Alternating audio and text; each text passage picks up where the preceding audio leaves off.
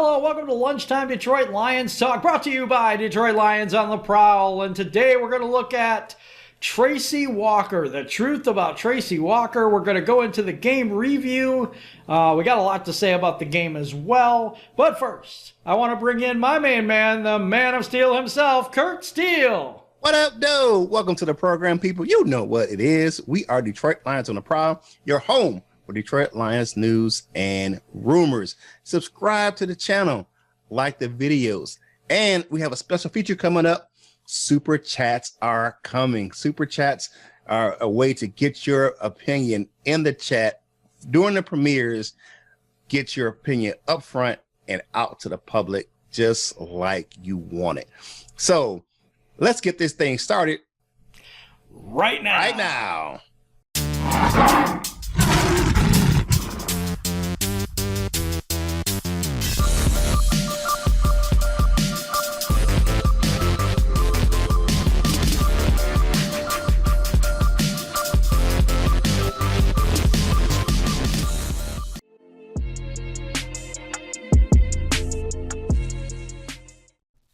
Welcome back to the show, people. You know what it's time to do.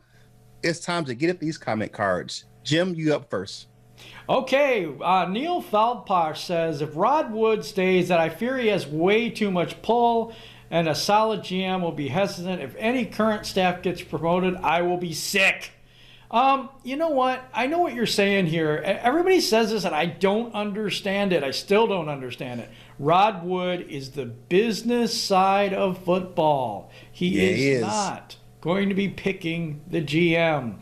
Sheila is going to be picking the GM. I mean, he's going to be involved, but one of the main people being involved is our capologist, Mike Disner. So, and he does have experience. So anyway, that's my thoughts on that.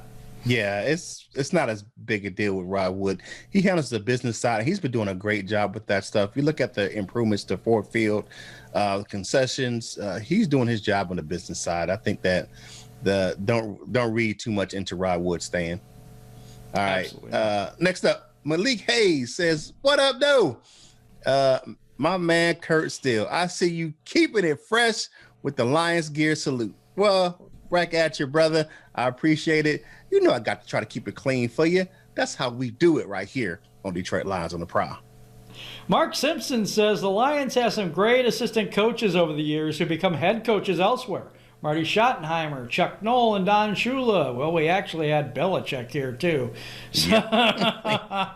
So, yeah, we did have some great assistants here. And I don't know if you mean that we should promote some assistants or what, like maybe Darrell Bevel stays head coach. I'm not sure what the comment is there. But, yes, we actually have had quite a few of those players. Definitely. Those, coaches. And yesterday doing a telecast, Braden Coombs, they say he's a rising star, and which it is exactly the truth. Braden Combs is going to be one of those hot names that's going to be coming up here in the next couple of years. All right. Next up, we have Wally. Ooh. That name. Ravala? Ravala. Hey, thank you. I appreciate you, Jim. All right. I think that the Lions have a chance to win both of the divisional games against the Packers and Vikings. I don't think that they can stop Henry in Tennessee, and Tampa Bay with their defense and Tom Brady is a little too much. Well, we got the answer on the Packers yesterday. We'll get in that in a little bit, but I think we could beat the Vikings. To be honest with you, I am definitely afraid of Henry breaking a single game rushing record against us. I am too. You watch. What'll happen is we'll stop Henry and we'll make their quarterback look like a god. Yeah, that's how we do it. we take marginal quarterbacks and make them look like heroes. Yeah, we do. Yeah. D. Matson says, so the Lions beat the Bears. Fans are so starved for wins, they are now delusional that they could run the table. I agree with you. Even if they beat Green Bay, which they didn't, they still need a new coach. Keep the radiator cap, which is Matthew Stafford, and put a new car underneath of it. How many times have we done that so far? But I'll tell you what. Yeah, too many. Speaking of Matthew Stafford, that is the toughest dude I've ever seen at quarterback. I'm sorry, man. That dude is tough. He got out there with whatever rib problem he had. He's holding his ribs as he's handing off the ball to Swift. Or no, it was Carry On that time. Carry On, yeah. And I will say this. I mean, I want you to think, some people to think about this. If you look at, and like I said last show, if you look at Bevel's resume, it stacks up. It stacks up with the guys that we're talking about, that we're profiling. It's just that you connecting him with Patricia. That's the biggest thing. Yeah. You connected him with Patricia and Quinn, and I like the job he's doing. I like the fight the team has. Even under man, the team fights. They do. Under Bevel, where under Patricia they were folding. They even tackled a little better in this game. Yep. We'll get into it later, but yeah, it was good. Yeah. Last and certainly not least, our DSA brother, Speak Easy Sports. What's up, Speak Easy? What's up, All right. He said you guys are doing an excellent job. Honestly, I'm loving the structure. Well, we appreciate your brother over there, Easy. Hey, man, we doing what we're doing. We're trying to get this content to keep it fresh and to keep it the best available show on YouTube for Lions News and Rumors. Hey, if you guys haven't already, you guys go subscribe to Speakeasy Sports, man. It's very entertaining. Man. It's a little raw. It's not for kids, let me tell you. So, just a warning. But, man, Speakeasy's an awesome dude, and he brings some awesome content. He likes Pistons and Lions and all kinds of other stuff, too. So MMA and boxing, all kind of. He does it all over there at Speakeasy. Does it all over there at Speakeasy Sports. So we really appreciate you rocking with us. Brand new DSA member. Shout out to you. Now, we're going to go into what y'all came for. Tracy Walker, right? The truth about Tracy Walker, and that's right now.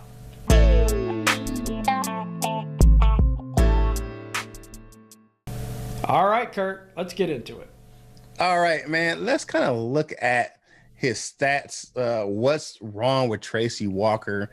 If you look at, we won't go into 2018. That was kind of his rookie year. That was kind of an anomaly.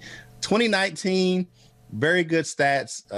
He had 103 tackles, which was excellent. He was a tackling machine. He had an interception last season.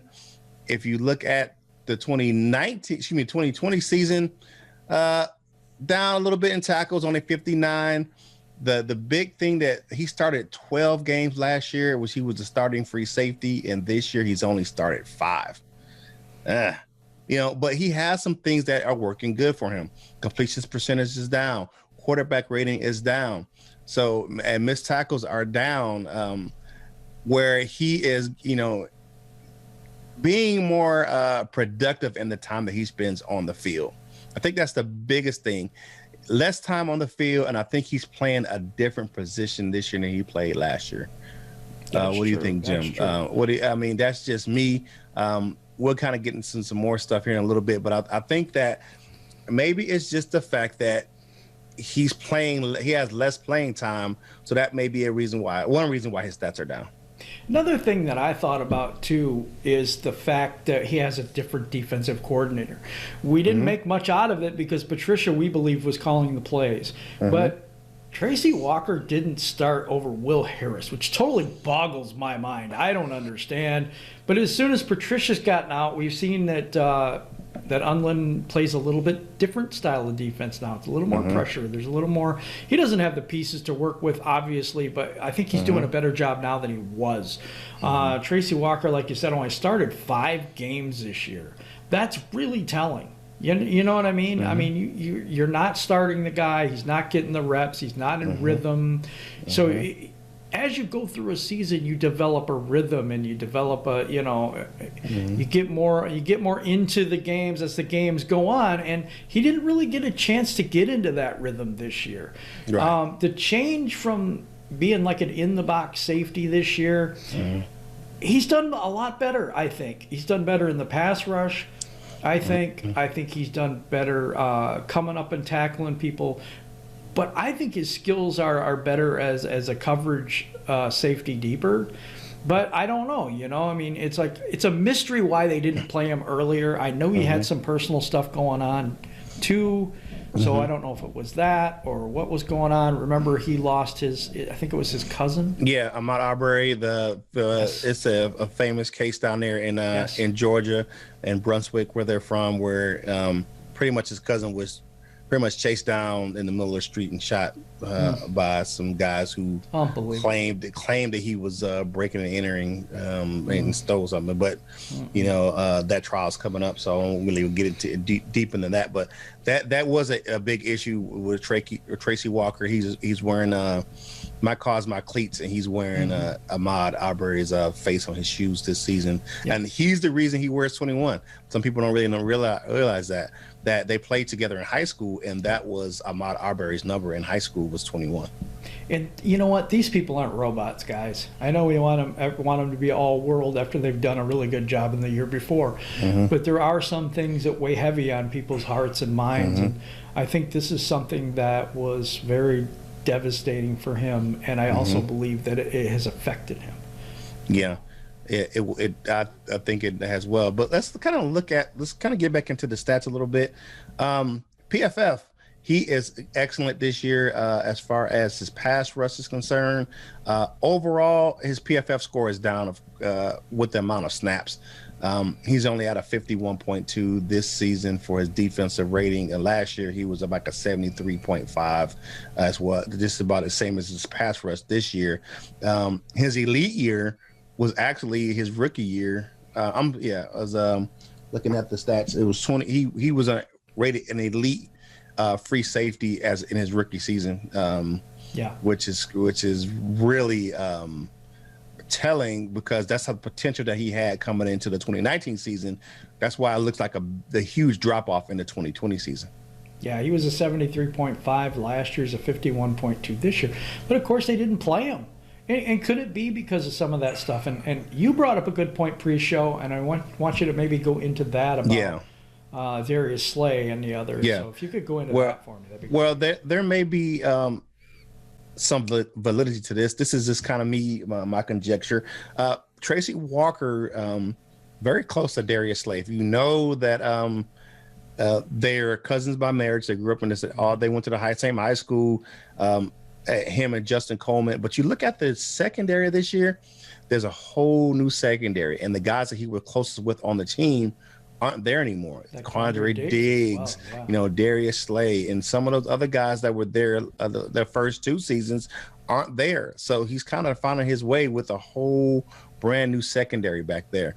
And he's got a Patricia as head coach, who got rid of basically, and Quinn, who got rid of his guys, got rid of Diggs, and maybe there was some resentment there early in the year. I don't know, and maybe they felt he was going to be one of those locker room cancer type people too, according to them. I'm not so sure that's the case, but I think that might have been what they were feeling, why he didn't start over Will Harris. Yeah, well, I just, that boggles my mind that you would start. Will Harris is a young learning safety, but just the tangibles on the field, the size, the speed, just the overall, what do you want to say, the aesthetics of what Tracy Walker brings to the game. Will Harris isn't even close to Tracy Walker. No, so it was just boggling to my mind that you could start Will Harris over Tracy Walker.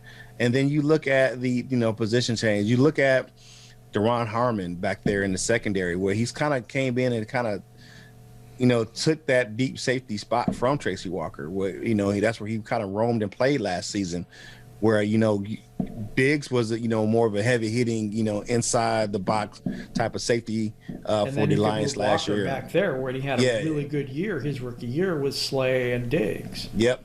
So to you bring in Harmon and move and Walker in the box. If you I'll tell you, the bulk of his snaps in the 2020 season was in the box. Compared to last season, where most of them were at free safety. Yeah, and I'm just saying this, guys. I think you need to pump the brakes on the Tracy Walker is not a good player theme here. Oh man, because I think that there's a lot of factors that have gone into this regression that's happened with him. Number one, he's with a coach that has gotten rid of his players. That thought they were kind of a locker room cancer type thing. They got rid of Diggs, got rid of Slay. The same people that did that has also benched him for somebody who's worse. Plus you have all this other stuff going on, in the background. I think there's a lot of factors that he could have a really big bounce back year next year. And I mean a big bounce back year next year. Yeah, and in the birth of his son, we hadn't had a baby, but it was a son, and he is the baby is Tracy Walker the fourth. Wow. And after, so but that's a lot going on for one guy in the year, and a young man too. Well, very young. Let's put it in perspective. I mean, what were we doing when we were 20-some years old? I was. It was a little different. He has a lot of responsibility for being that age. So, I think we need to pump the brakes a little bit on him being, he's regressed, and this always happens to Lions players and blah, blah, blah. There is a lot of mitigating circumstances. That's why we want to do this video, because I firmly believe Tracy Walker is a really good player. And I firmly believe he will have a bounce back year next year. Yeah, he has you look at it, this is the pure size of Tracy Walker. I mean, the only guy in the secondary is bigger than him is J-Ron Kersey. He's freaking huge. He's a big dude, man. Yeah, J-Ron Kersey is huge. But, Walker, that's one thing that former Lion Glover Quinn said. He said he wished he had the size and the raw talent of Tracy Walker as a safety. So, I think he will be all right going forward, being used correctly. I think going back to his natural free safety position, I think he will be have a better year next year. And that's the truth about Tracy Walker. Appreciate you tuning in for that. Now we're gonna go to the game review. You know what? I thought this game was going to be a lot worse than what it was. I thought we were going to get just blown out. I didn't think we could keep up with Rodgers in that offense. And you know what? It was fairly close. I mean, a couple of drives that we killed ourselves on, if we don't do that, we're in this game. Yeah. We're in this game. Yeah. So. I think that I like the way that the team has responded under Bevel. Me too. They fight. They don't give up, even though the circumstances can be a little bit dire at times. I think they just keep going, and they keep fighting for each other, and that's one thing that you really didn't see under Patricia. I like the fact that the young fella was back. Swift played a good role. I like his performance. I think that Stafford played his heart out. Yeah. Even with the injury to his ribs, that guy, toughest dude, man, tough as nails. And he had to really be hurting to come out the game. But he didn't. He actually handed the ball off the next play. To Kerryon Johnson for a touchdown, and holding his ribs as he's handing the ball off. Yeah, the dude is so tough. I remember the Cleveland game where he gets his shoulder wrecked. He's like, his non-throwing shoulder. Yeah, and then he goes out and says, "I can throw the ball, coach." And the coach was smart. He went and put him in. Rookie season, I just think that him coming off the field after that touchdown and not going back in was telling that he really had an issue. He went in and out a couple of times in the tunnel. Yeah, in the tunnel. He was trying to play. He was trying. I saw him with the earpiece in. I was like, okay, he's done. But I will say he has definitely earned my respect as a quarterback. Stafford's always but he was dueling with Aaron Rodgers. He was putting up the some really good numbers before he went out. It's just the fact that opened this offense up. Yeah, it's just the fact that we still have to keep just the injuries that we have on this team. And one set of injuries that people don't talk about a lot is that the amount of injuries we have on the offensive line.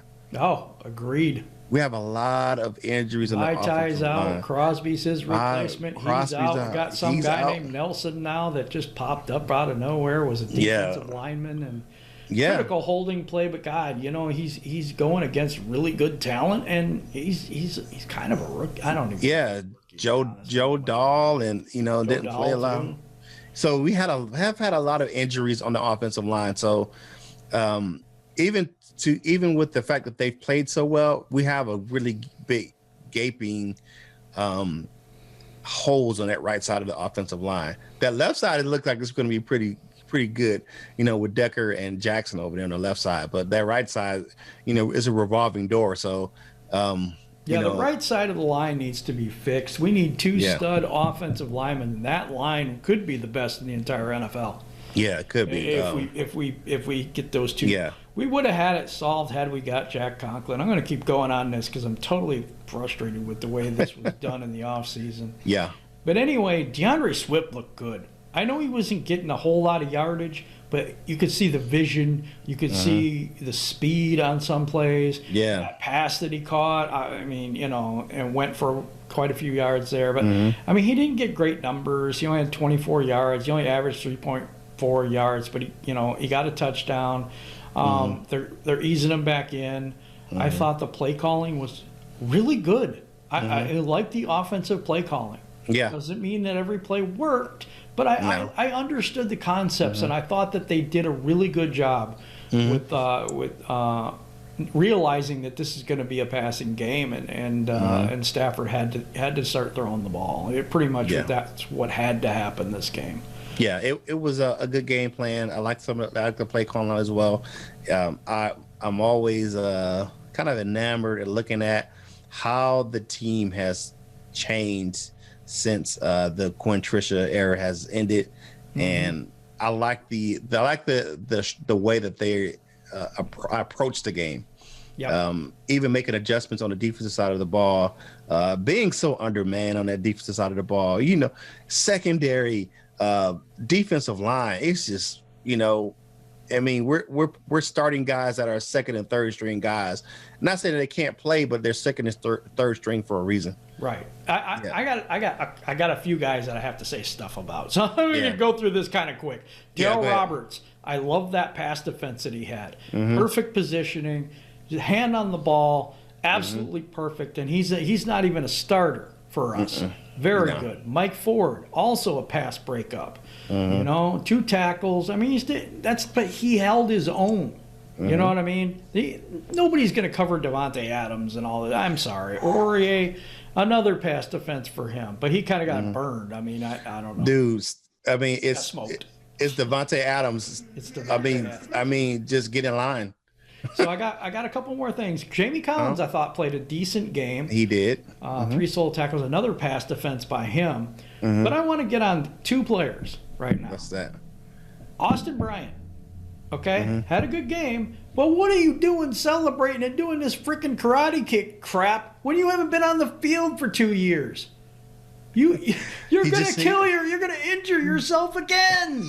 He's what excited. What was that? He's excited to be there, man. I remember all these years ago where Stephen Tulloch went and made it this big, thing, and he tore his ACL on the play. Oh, I remember that. Yes. And I was thinking that when he's doing that karate kick thing, like he's the Karate Kid or something, I was like, dude, stay in your lane, man. You break a nail and you're out for the season. Just stop, dude. The other guy I got to get on is Jelani Turtle Tavai, because the dude is so slow. How do you put him in coverage? I know you just don't have the talent because you weren't given the talent to work with. I'm not going to blame Corey Unlin for that. But Tavai is super slow. He's only a middle linebacker. You put him on the edge, he's going to get burnt every single time, and we watched it a few times in this game. So those are the people I'm kind of good and bad on the team. Oh, Penasini was a monster too. Penasini was a monster. He is a beast. Yeah, it was a good performance. This little thing like you got smoked in the game. He hit that running back, and he was like, yeah, that good. Those guys, man. Hats off to those guys who they played their heart out yesterday. Yep, they're having fun. Too, I can see it. They're having fun. Danny Amendola had a decent game yesterday. Yeah, he did. Good catches. He's getting paid $6 million. He better have a good game. Yeah, TJ. Who I see getting more and more confident every game is Quintez Cephas. he's getting more and more confident in his play. So I can see some big things happening for that young fella going down the line. Another guy I really like that he doesn't get enough attention is Kevin Strong. Yeah, good guy. He plays a really good game, big guy. With the loss of the big guy that I can never remember his name. Danny Shelton. He's really filled in quite nicely, actually. Yeah, he him has. and the other guy, I can't remember his name. Pennicini. No, not Pennicini. I was thinking Deshaun Hand. Deshaun Hand. Okay, Hand. Yeah. Who actually played pretty well. But overall, this game kind of went how I thought it would. It was a shootout. You said it was going to be a shootout. Both right on that aspect. Yeah. Just didn't have the defense to win. We had the offense to win. Do you know if we could have stopped them? Yeah. Which I thought we could have if we would have had a couple more players back. I really think we would have had a better shot. But if we could have stopped them, we would have beat them. That Marvin Jones play is irritating the hell out of me. Yep. That's a catch. That is a catch. Let's talk about Dude, that is a catch. You Absolutely. You can't slow it down. Even as a clear picture that he has 2 feet in bounds, his hands on the ball. I don't get it. He never lost control of the ball. I think it was TJ Lang who said, "Why have replay?" Why have replay? Yeah, somebody did that and said, "Why have replay?" Or was or maybe it was Dan Orlovsky. I don't want to get the it was Dan Orlovsky. Why even have replay if you're not going to do anything about it? Yeah, he said if this isn't a catch on your replay, you shouldn't have replay. So exactly. That was a catch. And think how much time that the Lions lost on that drive because of the fact that absolutely that is an underrated point. They lost a ton of time in the game because of that blown call by the referees. Now I won't say the referees were entirely the cause, but it's plays like that, and there's a series of plays like that the Lions have over the years that is just game killers, and it's just like I got to disagree in this game. I'm just going to tell you why. I think the Lions were given a few first downs in this game. I think the holding calls on them that killed a couple of their drives that they never call on Green Bay. I said this is the most amount of penalties I've ever seen against Green Bay when they play the Lions. Critical third down plays where they called holding gave us automatic first downs at least twice, maybe 3 times. I'm not one in this game that says the officiating cost us the game. I don't believe that at all. I think it was fairly even. I don't think it cost us the game. You know what, though? I will say this, and Green Bay had their game plan in the third quarter. Is that what I thought the Lions should have did in the game? Is that they kept our offense on the sideline, big long clock-eating drive to start the third quarter. Took up most of the over half of the quarter, killed the defense, kept them on the field, and that's what we should have been doing to them. But then you have to get to a shootout to kind of get back into the game. So there's Matt LaFleur called a good game. He did call a good game. One. One thing that I think was the key to this game that's going to go kind of underrated or under the radar is that those plays right before the end of the half where we got the ball back with plenty of time and Stafford takes a sack to put us out of field goal range. That was terrible. Now, what if we would have had that field goal and then we could have went for the touchdown instead and we would have been tied? Woulda, shoulda, coulda. I know that's, never the way it is. But the Lions seemed almost complacent with the tie at that point. I mean, even though they were trying to march it down the field a little bit, I still thought they could have done a little better on that. And Stafford's usually better than that. But I will say this overall, as far as that game's concerned, I wasn't disappointed with the game. No, I wasn't either. I wasn't disappointed. Actually, a 9-3 team. Actually, and I felt good at the way they performed. They competed. Being as undermanned as they are, they really competed because Green Bay came in pretty healthy. They did. So just like Chicago did. Yeah. So. And we played good. I thought we played. I didn't think we played well enough to win because our defense is terrible. It just is. The defense you have. I mean, you don't have the the amount of talent you need to have on that side of the ball right now. So it is what it is. But they competed and they played hard, and that's all I can ask for them to do versus a team like the Packers. And the score, I thought the score could have been worse because with that offense they have. The offense they have, they can definitely run the score up on a lot of teams. They can, and I think that closing thoughts on this game is I think that the Lions played their hearts out for Darrell Bevell. I don't know, man. It's getting to the point for me that I don't know that he wouldn't be a good head coach, and I know this is the exact same thing Luke G from our DSA family has said. Yeah, don't give him the opportunity because if he does good, then people want him to be the head coach, and I'm starting to think what's wrong with that. I mean, yeah, like I said, his resume stacks up.